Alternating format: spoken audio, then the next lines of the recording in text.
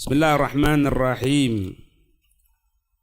Haddul namimati ila anqal sawa'un kanal kashfu bil qawli aw bil kitabati aw bil ramzi aw bil ima. Baik adanya yang namanya namimah itu terbukanya sesuatu dengan perkataan. Namimah itu bisa dengan beberapa hal gitu. Yang pertama jelas al-qaul, yaitu dengan perkataan. Yang kedua bil kitabah, tulisan. Jadi tulisan itu juga terhitung ngerasani orang. Dan bahkan tulisan itu lebih kekal daripada omongan. Karena omongan kalau sangkoil, orang yang mengucapkan telah wafat, selesai. Tapi kalau tulisan, hatta orangnya yang wafat itu, orangnya yang nulis wafat masih ada. Ya, makanya kita orang kalau nulis sesuatu, misal nulis sholawat, jangan cuma nulis dengan mulut kita toh, jangan nulis dengan gerakan tangan toh. Lesan mengucapkan juga. Misalnya kita nulis Allahumma sholli ala Muhammad. Ini lesan sama mengucapkan. Agar apa? Semenjak tulisan sholawat itu masih ada, maka kita tetap mendapatkan pahala dari Allah. Kemudian yang ketiga, au bir ramzi. Ramzi ini apa? Bisi-bisi. Berbisik. Nah, di antara adab majelis juga, kalau di majelis itu ada 3 orang, ya, jangan kita orang ini berbicara dengan 2 orang, yang satu dibiarkan apalagi bisik-bisik. Itu tidak benar. Jadi kalau misalnya orang banyak gini, orang berapa? Orang 4 misalnya. Jangan cuma 2 orang toh ngomong bisik-bisik, jangan. Ini kan otomatis timbul perasaan tidak enak. Ini kok gini nih, tidak enak. Bisik-bisik itu merupakan bagian dari namimah. Yang keempat, aubil ima. Apa ima ini? Gerakan kelopak mata atau kepala. Apa misalnya kelihatan orang dengan nyepelekan gitu. Misalnya ada orang, maksudnya apa? Bisa aja ono gendengi. Nah, ngene. Nah, jangan. Nggak boleh. Jadi di sini dengan perkataan, dengan tulisan, dengan bisik-bisik, dengan gerakan anggota tubuh merunduk atau mengedipkan mata dan lain sebagainya. Nah, hakikatnya namimah itu apa? Hakikatnya namimah itu yang pertama ifsya'us sirri, yaitu ketika dia menyebarkan rahasia. Satu, nyebarkan rahasia. Jadi orang yang suka adu domba ini tidak bisa diberikan omongan rahasia, karena sifatnya dia pasti nyebarkan. Makanya pertama ifsya'us sir, itu pasti itu ifsya'us sir, nyebarkan rahasia. Oke. Kemudian yang kedua, wahadkus satri, membuka penutup Allah. Ada orang berbuat kemaksiatan, ditutup sama Allah, dibuka sama dia. Hadkus satri, hadku itu narik dengan keras itu. Ini selambu ini. Apa? Gorden ditarik. Itu hadku. Hadku satri, ay satrillah, hadku satrillah. Kemudian amma yukrahu kashfuhu, dari apa-apa yang disenangi untuk terbukanya.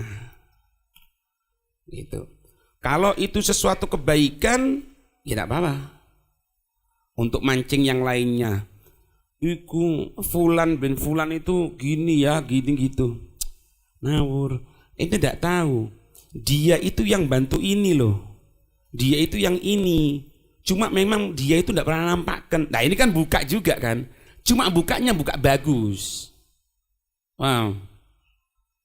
Itu kok di majelis tidur ngawur. Meskipun tidur dia itu ngiler. Nah, ono kalau tidur apa yang ditutupi? Mungkin. Iya, dia itu kecapean mungkin. Ini. Tapi bermajelis tidur tok kecapean terus berarti. Misal. Kalau gitu. Wa kullu man humidat ilaihin namimatu wajibat alaihi sittatu umur. Setiap orang yang diberikan, disematkan pada orang tersebut namimah. Jadi kalau orang itu terkena penyakit namimah, pasti 6 hal dilaksanakan. Kalau bahasa lebih ringkesnya gini, efek yang terjadi ketika kena penyakit hati berupa ngerasani ngadu domba. Al-awalu alla yusaddiqahu. Jangan inti pernah percaya sama dia. Karena tidak bisa dipercaya. Langsung Imam Ghazali, li'anna namama fasik. Langsung. Orang suka ngadu domba, orang fasik. Kalau orang baik tidak suka adu domba. Ada omongan tidak enak ditujukan kepada fulan. Dia dengarkan, tidak akan disampaikan sama dia. Kalaupun dia ingin membetulkan perbuatan tadi itu dengan cara sindiran, nggak langsung. Ente tahu nggak? Fulan tadi yang duduk sama dia ngomongin ente gini-gini. Jangan percaya ente, karena dia fasik. Hatta bener, karena 99% dia fasik. Paham? 99% fasik. Paham nak? Bahayanya begini, kalau orang itu sudah terkena yang stempel di tengah masyarakat fasik, suatu saat dia menyampaikan kebenaran tidak akan diterima. Itu yang bahaya. Dalilnya apa? Firman Allah surat Al-Hujurat ayat 6. Ya ayyuhalladzina amanu, wahai sekalian orang-orang yang beriman, inja akum fasikun, inja akum fasikun, jika orang fasik datang kepada kamu sekalian. Loh, gimana orang fasik datang maksudnya? Binaba'in ay bi khabarin. Binaba'in ay bi khabarin. Fatabayyanu. Ini tafsir Jalalain ini. Fatabayyanu, maka carilah kebenaran kamu sekalian.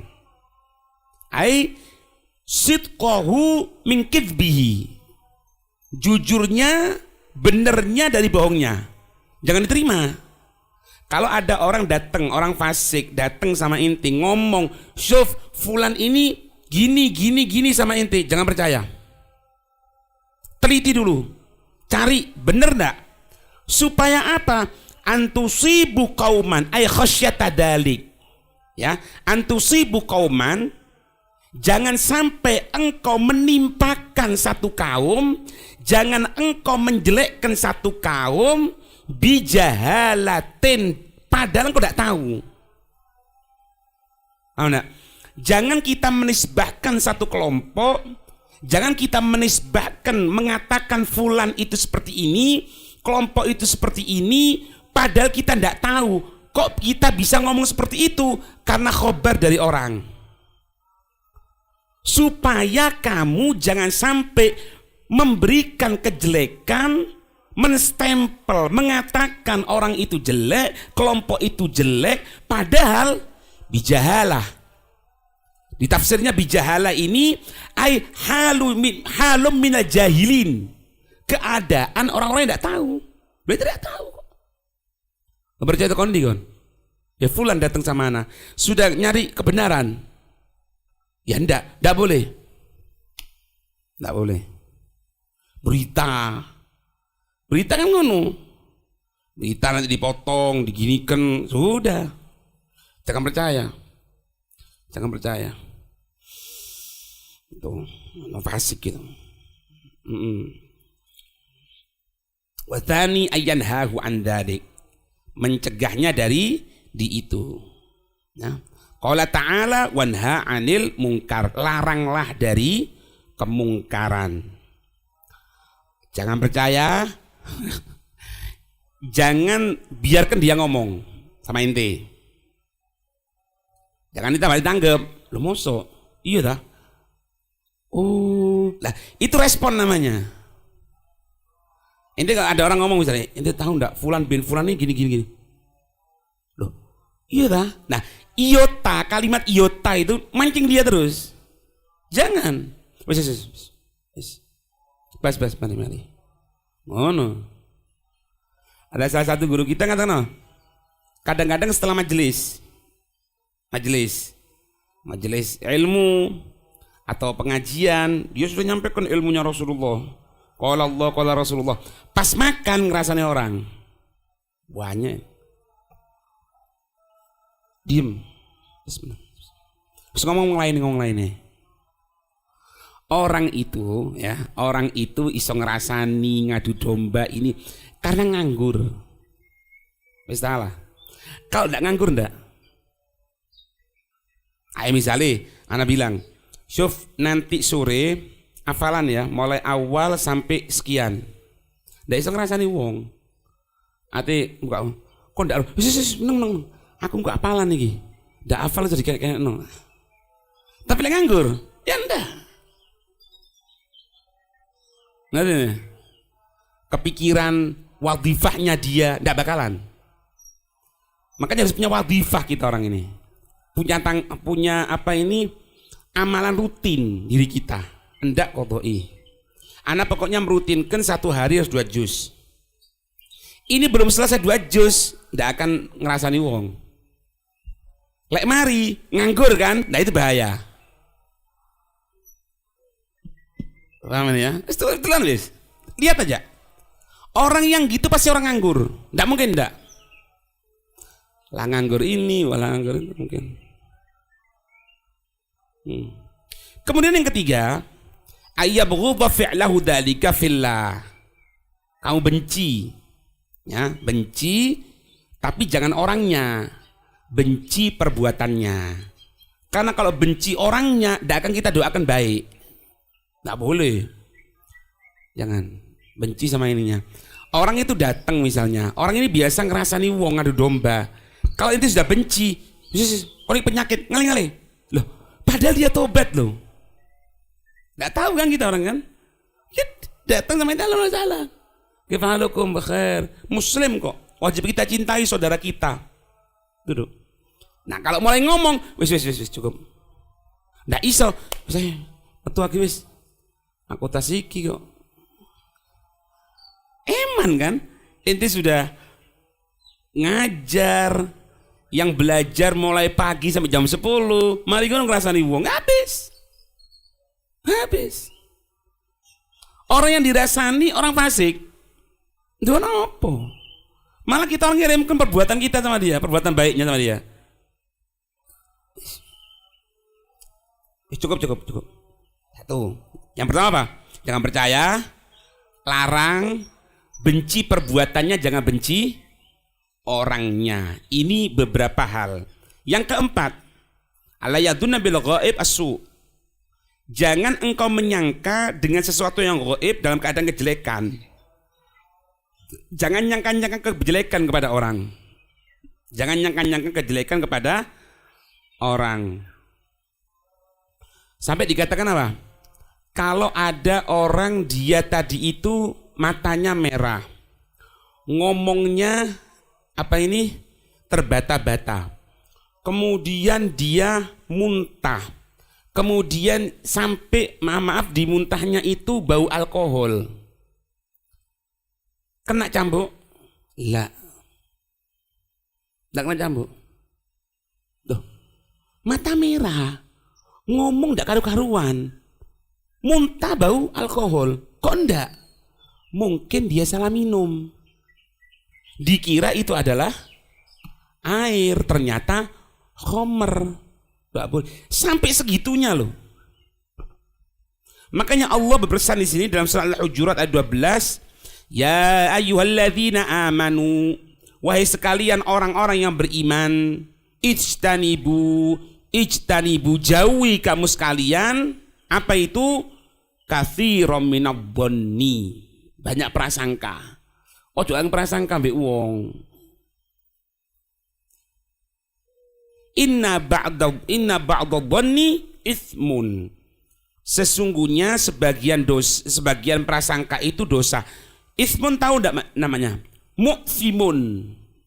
Di tafsirnya mu'tsimun, yaitu sesuatu yang membuat dosa. Wa katsirun, sesuatu yang membuat dosa itu banyak di tafsirnya. Kadhannisu bi ahlil khair, prasangka buruk terhadap orang-orang yang baik. Minal mukminin, orang baik, orang ke masjid, urusannya baca Quran, urusannya ngajarkan baca Quran, urusannya ini disangka buruk, dijelek-jelekkan, ya.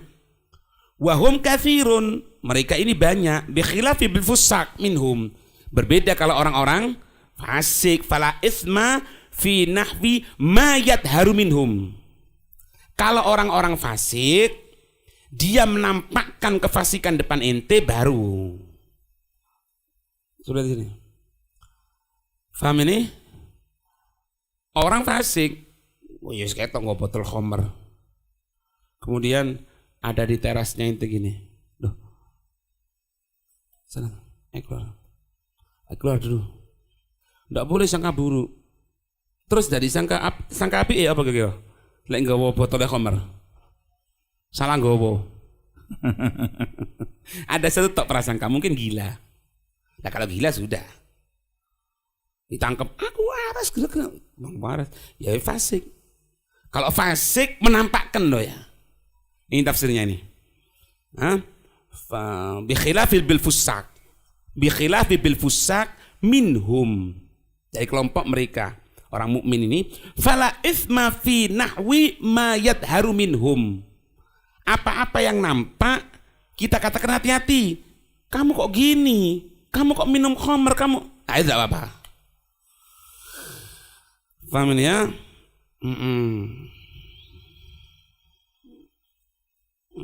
Kemudian yang keenam, yang kelima ini cukup ya, wallahu alam. Itu hal-hal untuk menjaga jangan sampai terkena namimah, wallahu alam bissawab.